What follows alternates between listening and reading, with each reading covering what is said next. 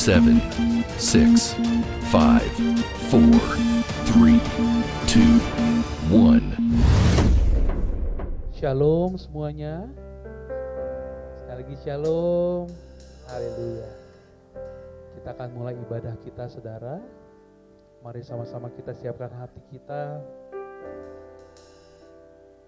Kita teduhkan hati kita. Kita mau bersyukur buat kebaikan Tuhan bagi setiap kita. Mari sama-sama sebelum kita mulai ibadah ini, kita berdoa. Bapa, terima kasih buat penyertaan Tuhan, buat kebaikan yang Tuhan berikan bagi setiap kami. Kami bisa ada sampai hari ini, kami bisa beribadah sampai hari ini, kami masih bisa bernafas sampai hari ini, semua karena Tuhan. Kami sungguh melihat kebaikan-Mu Tuhan di sepanjang hari kami, di sepanjang minggu kami. Mau itu baik atau tidak baik keadaan kami, yang kami tahu Tuhan selalu menyertai kami. Terima kasih Tuhan.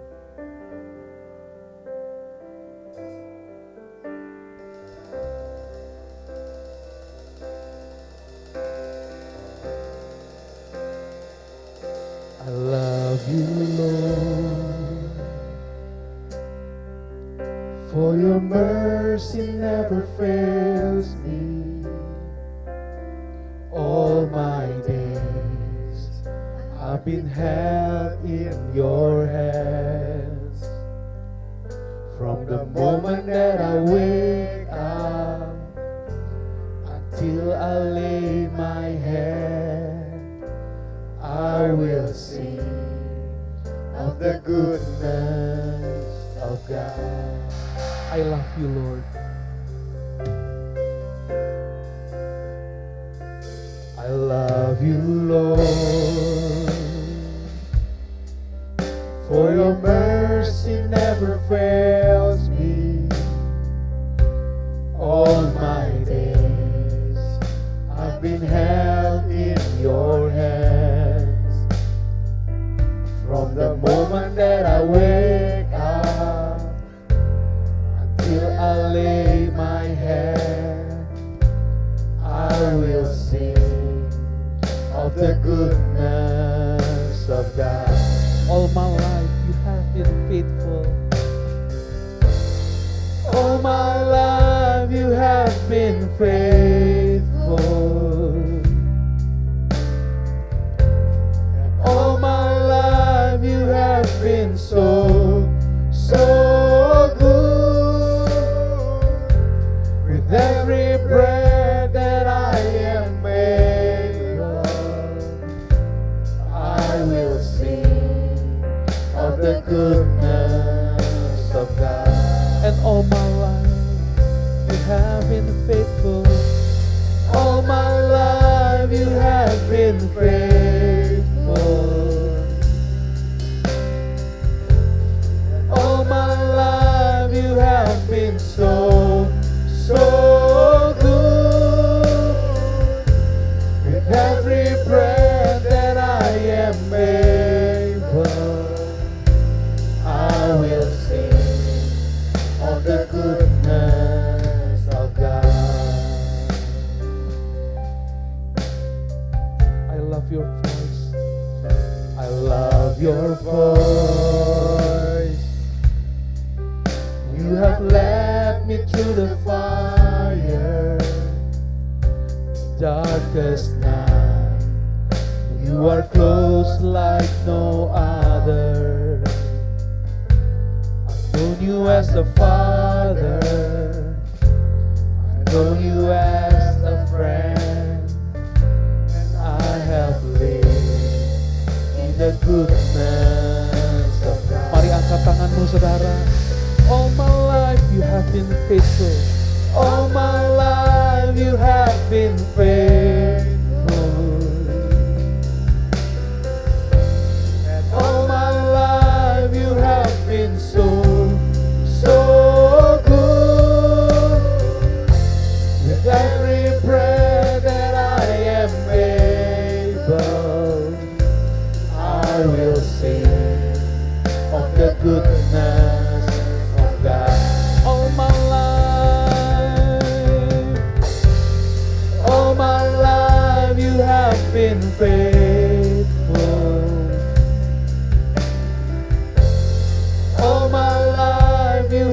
been so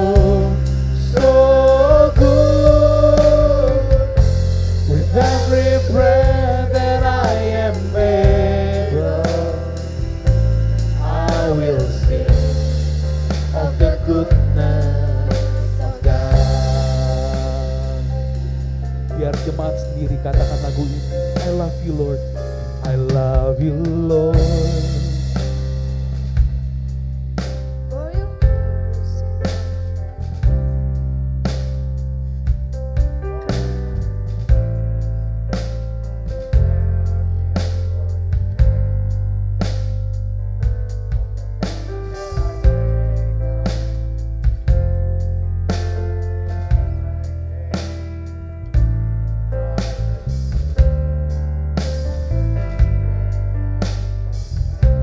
Sekali lagi, I love your voice, I love your voice.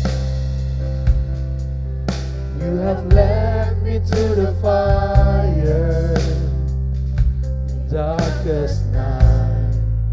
You are close like no other. I've known you as a father, I've known you as a friend. The goodness of God. All my life you have been faithful. All my life you have been so good. With every breath that I am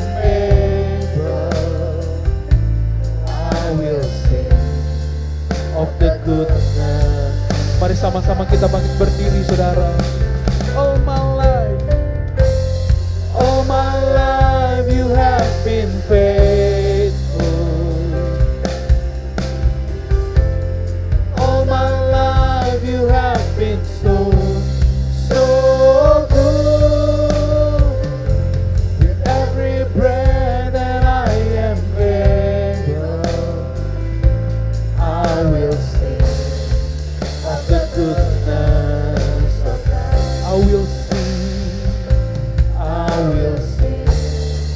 of the goodness of God. I will sing of the goodness of God. Berikan semua yang terbaik bagi Tuhan. Ku sembah Kau, tak dapat ku membalas kasih-Mu. Ku sembah Kau, Bapa, ku rindu selalu menyenangkan. Ku sembah Kau,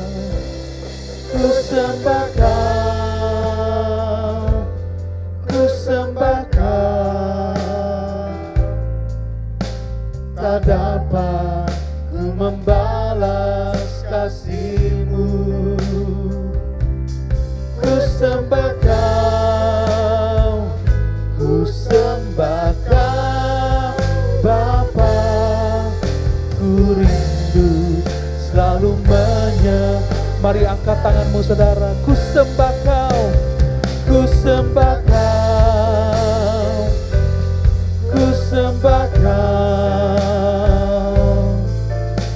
tak dapat ku membalas kasih-Mu. Ku sembah Kau, Bapa, ku rindu selalu menyenangkan-Mu. Ku sembah Kau,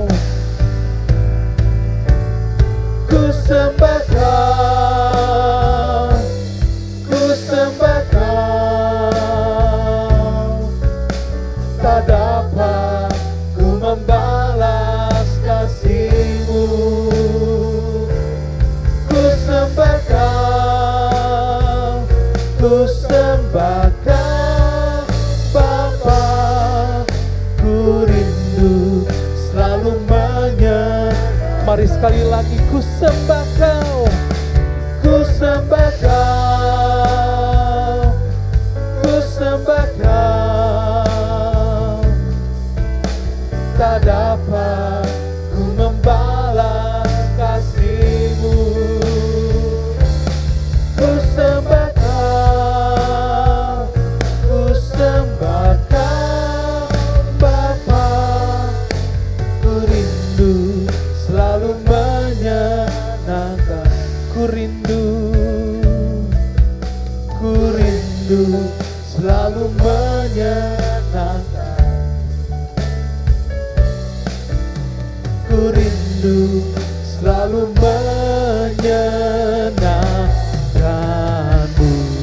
Berikan yang terbaik bagi Tuhan.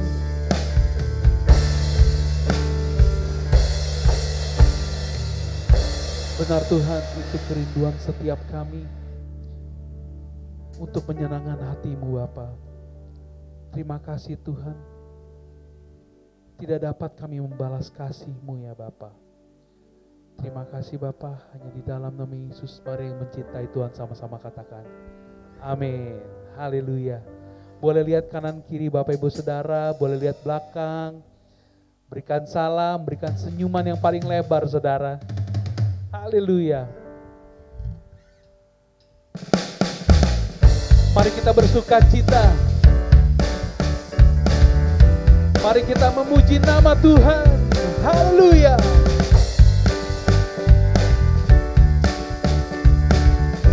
Mari sama-sama katakan. Na na na na na na na na na na na na na na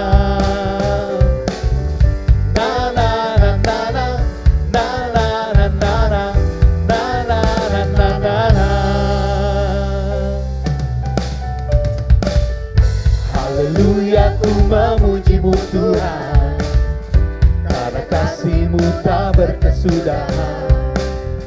Jarang bernafas memuji Sang Raja, di atas gunung dan di dalam samudra. Tanganku ku angkat padamu, mensyukuri rahmat yang Kau beri. Mari melompat saudara, melompat bagi-Mu, sebab rahmat-Mu baru setiap pagi. Bersyukurlah kepada Tuhan, sebab Dia baik, sebab Dia baik.